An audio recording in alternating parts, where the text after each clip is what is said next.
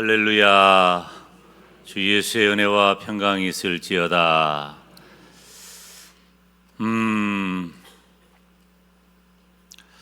교회와 성도의 책임이 얼마나 중하고 그리고 의미가 있는지를 2달 가까이 살피고 있습니다.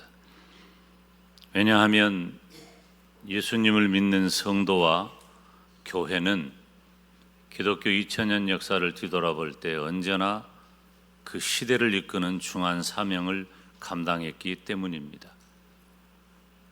우리가 의식하지 않더라도 나의 위치 그리고 나의 책임감, 나의 사명을 놓을 수는 없어요.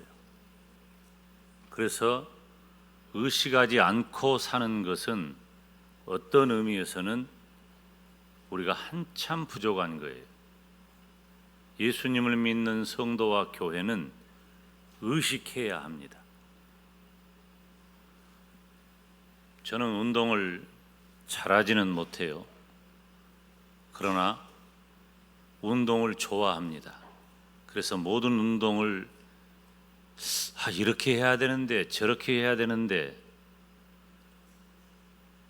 그런데 운동선수들을 자세히 보면 야구든 축구든 무슨 여러 가지 운동을 보면은 유니폼을 입잖아요. 그 유니폼을 자세히 보면 거의 대부분 앞가슴에는 팀 이름이 적어져 있어요. 그리고 뒤에는 내 이름이 적혀 있어요. 그러니까 그 운동하는 선수는 적어도 운동하는 동안 유니폼을 입는 거예요. 나는 이런 팀이다. 그리고 내 이름은 무엇이다라고 새겨진 그 유니폼을 입는 거죠. 그래서 그 유니폼이 주는 막중한 책임감을 온전히 느끼며 의식하며 운동에 임해야 되는 거예요. 유니폼을 입고 운동장에서 경기를 하는데 어슬렁어슬렁 한다면 아마 누구도 용납하지 않을 겁니다. 예수님을 믿는 성도가 바로 그런 사람입니다.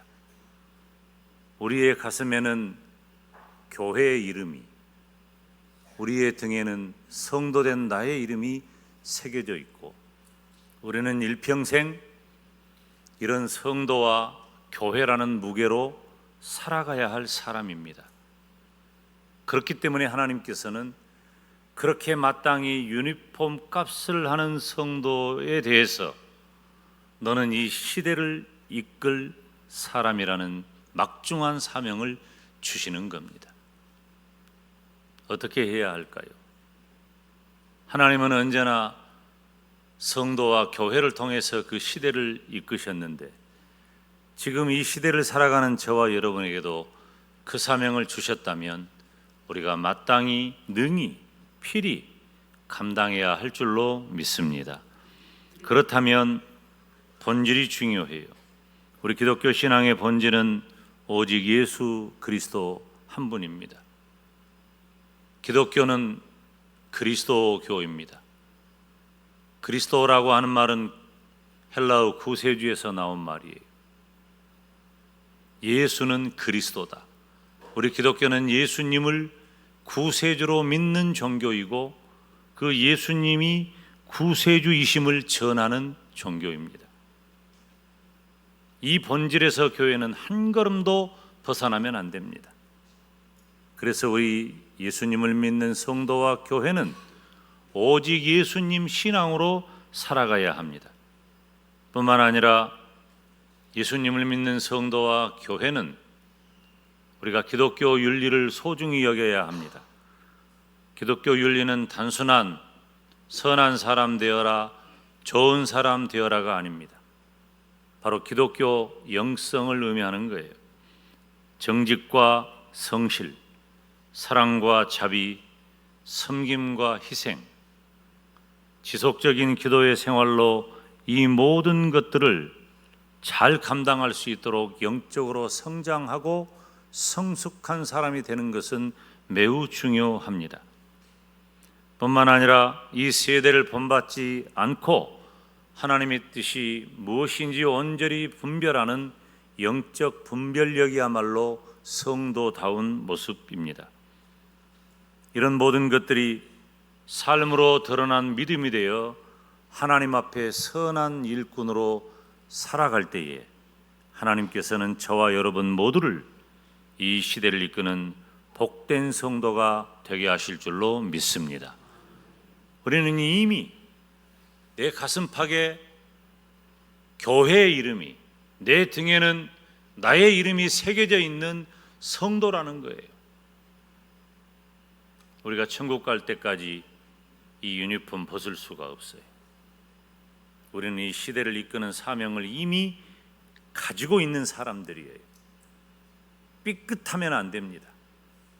반칙하면 안 됩니다. 가장 성도답게, 가장 교회답게 살아야 합니다. 2000년 전에 초대교회의 성도들은 믿음을 가졌기 때문에 삶에 대한 책임과 영향력에 지대한 관심을 두었습니다. 지금은 교회가 너무 많고 성도가 많고 예수님 모르는 사람이 없잖아요. 그런데 예수님의 복음이 맨 처음 전해진 그 시절에는 예수님의 복음이 매우 특별한 일이었어요.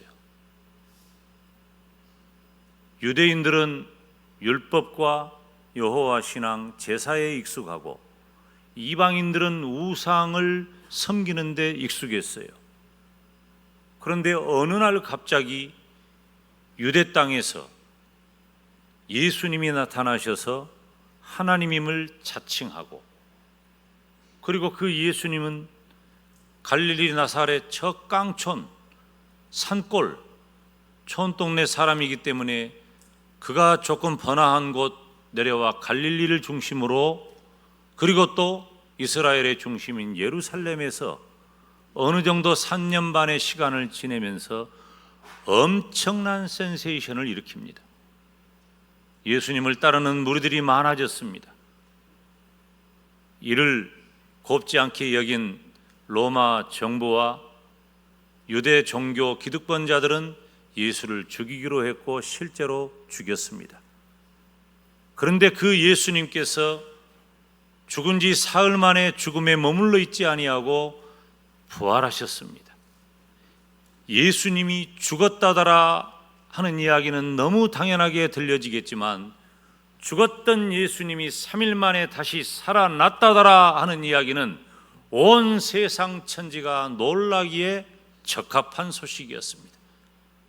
그래서 예수님 이야기의 사람들은 눈을 크게 뜨고 귀를 활짝 열고 듣기 시작했습니다.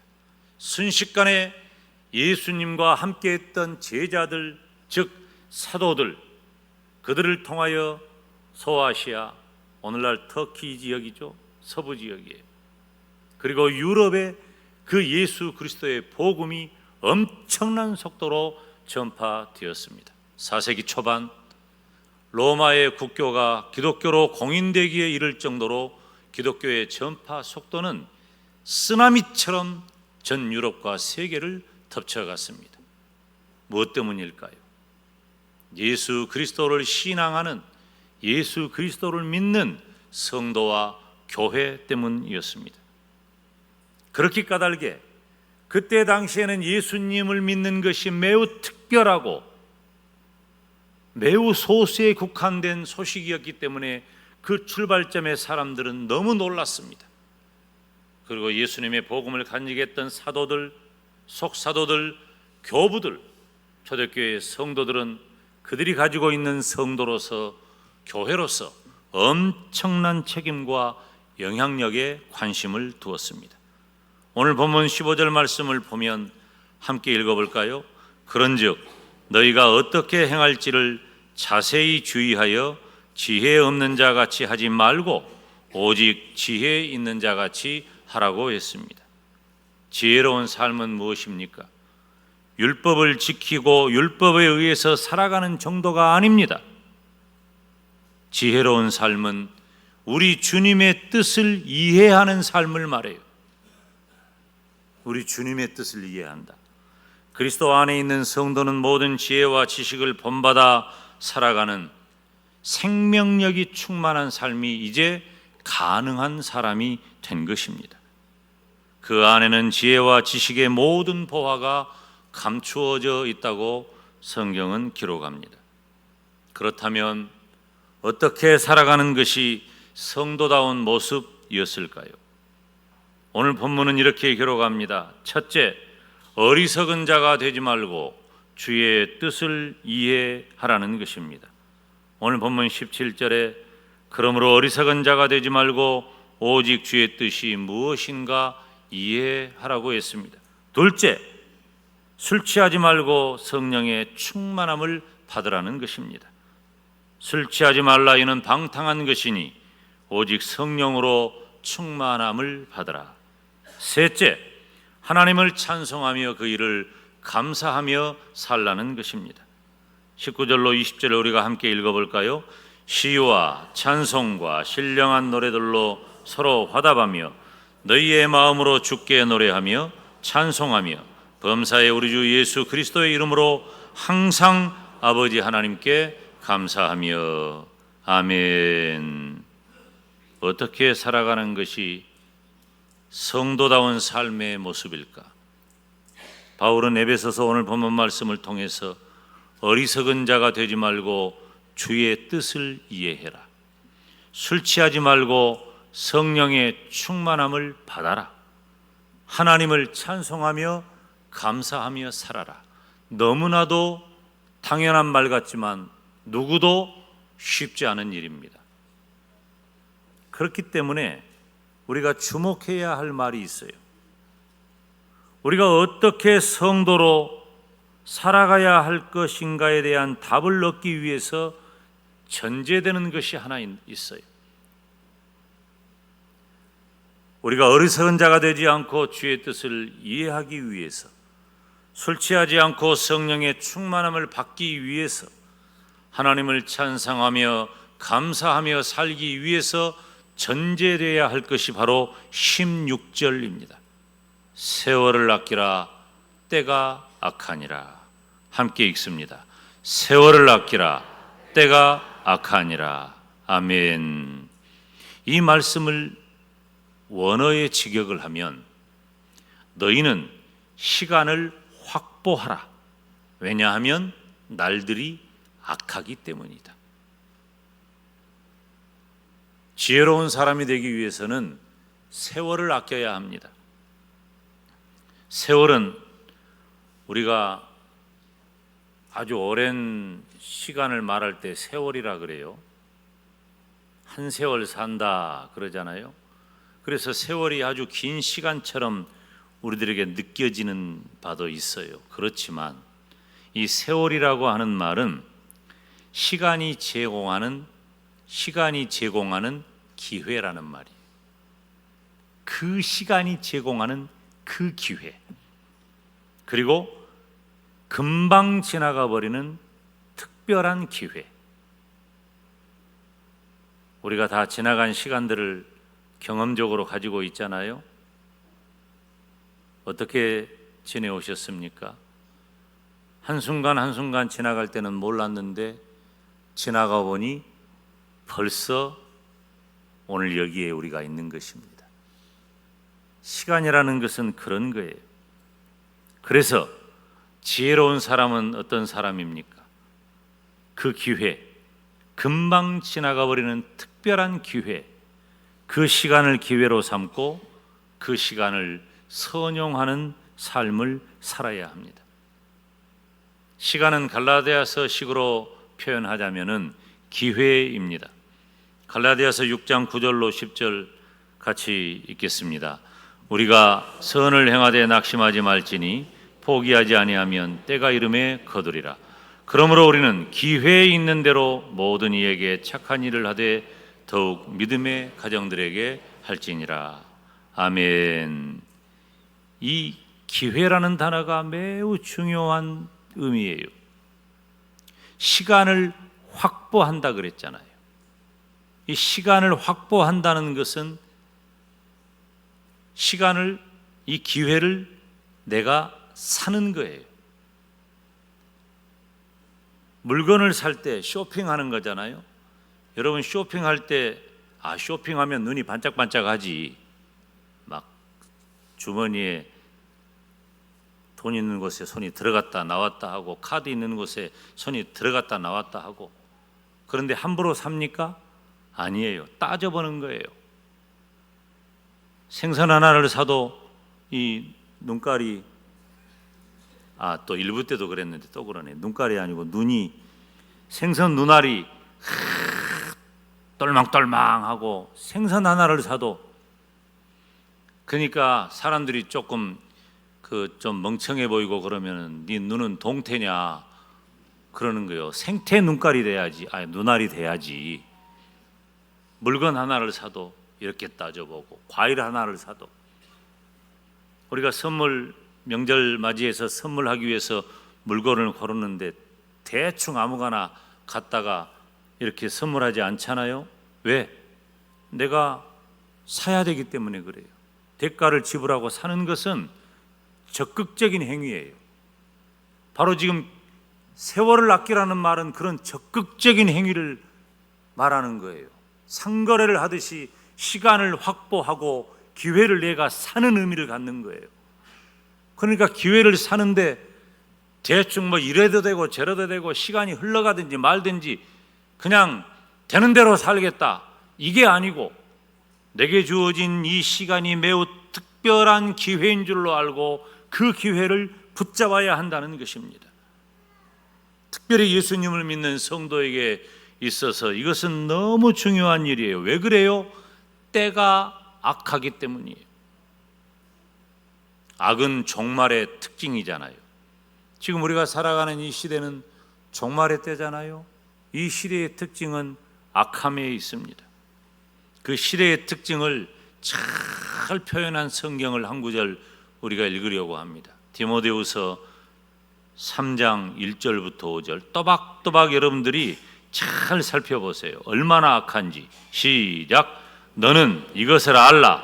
말세에 고통하는 때가 이르러 사람들이 자기를 사랑하며 돈을 사랑하며 자랑하며 교만하며 비방하며 부모를 거역하며 감사하지 아니하며 거룩하지 아니하며 무정하며 원통함을 풀지 아니하며 모함하며 절제하지 못하며 사나우며 선한 것을 좋아하지 아니하며 배신하며 조급하며 자만하며 쾌락을 사랑하기를 하나님 사랑하는 것보다 더하며 경건의 모양은 있으나 경건의 능력은 부인하니 이 같은 자들에게서 네가 돌아서라 하는 거예요. 해야 할 것은 안 하고 안 해야 할 것을 하는 세대, 악한 세대를 우리가 사는 거예요. 여러분 집에 가셔서 디모데후서 3장 1절부터 5절을 펼쳐놓고 빨간 펜으로 동그라미를 쳐보세요. 내가 무엇에 해당하는지. 잘하고 있는 것은 동그라미, 못하는 건 가위표. 스스로 채점해봐요. 지금 이 말씀은 성도된 저와 여러분에게 주어진 이 시간, 이 기회가 얼마나 긴박한가를 보여주는 거예요. 우리는 마지막 때를 살고 있어요. 그리고 우리가 살아가는 이때, 이 시대, 이 세대는 악하단 말이에요. 그렇기 때문에 우리는 성도답게 선하고 의롭고 진실한 일을 행하면서 살 수 있는 그 기회를 확보하기 위해 힘을 써야 한다는 겁니다. 우리가 사는 이 세상은 공중의 권세 잡은 자의 지배 아래에 있습니다. 온갖 악이 도사리고 있는 거예요. 여러분 이해하세요. 이 세상은 악한 것으로 천지사방이 가득해요. 선한 것 하나가 없는 거예요. 선한 것 하나가 없어요. 그래서 바울 사도는 에베소서에서 이렇게 우리를 권면해요. 17절로 19절 함께 읽습니다. 시작. 그러므로 내가 이것을 말하며 주 안에서 증언하노니 이제부터 너희는 이방인의 그 마음에 허망한 것으로 행함같이 행하지 말라. 그들의 총명이 어두워지고 그들 가운데 있는 무지함과 그들의 마음이 굳어짐으로 말미암아 하나님의 생명에서 떠나 있도다. 그들이 감각 없는 자가 되어 자신을 방탕함에 방임하여 모든 더러운 것을 욕심으로 행한다. 봐요. 뭐 하나 선한 것 있는지. 그런데 성도된 저와 여러분은 어디서 삽니까? 그 속에서 사는 거예요. 그 악함 속에, 악한 세상 속에 우리는 살아가고 있는 겁니다. 그래서 우리는 언제나 이 시간을 잘못 사용하게 되는 거대한 압박감에 늘 우리는 매여 있는 겁니다. 한 발만 삐끗하면 천길랑 떨어지예요. 여러분, 예수님 믿는 성도들에게 악함은 동이 서에서 먼 것처럼 피해야 할 일입니다. 그런데 우리는 그 속에서 섞여 살고 있으면서 섞여 사는데 그렇지 않게 살아야 하는, 우리 가슴에는 교회의 이름이, 우리의 등에는 성도된 나의 이름이 새겨져서 천국 갈 때까지 이 유니폼 벗지 아니하고 그렇게 살아가야 할 사람이라는 것이에요. 그렇기 때문에 성도는 마치 상거래를 하는 현명한 상인들처럼 나에게 주어진 환경을 최선을 다하여 최대한으로 잘 활용해야 합니다. 성도이기 때문에 이 세상은 오히려 성도가 선을 행할 수 있는 기회의 시간이 될 수도 있습니다. 성도는 어두움 속에서도 빛으로 살아야 합니다. 어떻게 그것이 가능해요? 나도 죄인인데, 나도 똑같은 어두움 같은 죄인인데, 예수님을 믿는다고 우리가 갑자기 다른 사람이 되는 것 아니잖아요. 우리의 신분은 이미 천국의 시민권을 가지고 나는 예수님을 믿으니 지금 죽어도 천국 간다는 분명하고 확실한 믿음이 있다 할지라도 우리의 상태는 이 땅에 발을 두고 살아가는 죄인된 모습을 크게 벗어나지 못하고 있잖아요. 연약합니다. 부족합니다. 무능한 것입니다. 그럴수록 우리가 기회를 확보하는 것은 매우 긴박하고 중요한 일입니다. 왜? 우리는 그렇게 살 사람이 아니에요. 내 가슴에 새겨져 있는 교회, 내 등에 새겨져 있는 성도된 나의 이름, 우리는 운동장에서 다름질하는 자처럼 우리가 이 유니폼을 입고 성도의 이름을 가지고 교회의 이름을 가지고 살아야 하기 때문이에요. 고린도후서 6장에 보면 이 말씀이 있는데 이 말씀이 우리들에게 좋은 계기가 되기를 바랍니다. 함께 읽겠습니다. 우리가 하나님과 함께 일하는 자로서 너희를 구원하노니 하나님의 은혜를 헛되이 받지 말라. 이르시되 내가 은혜 베풀 때에 너에게 듣고 구원의 날을 너를 도왔다 하였으니 보라 지금은 은혜 받을 만한 때요 보라 지금은 구원의 날이로다.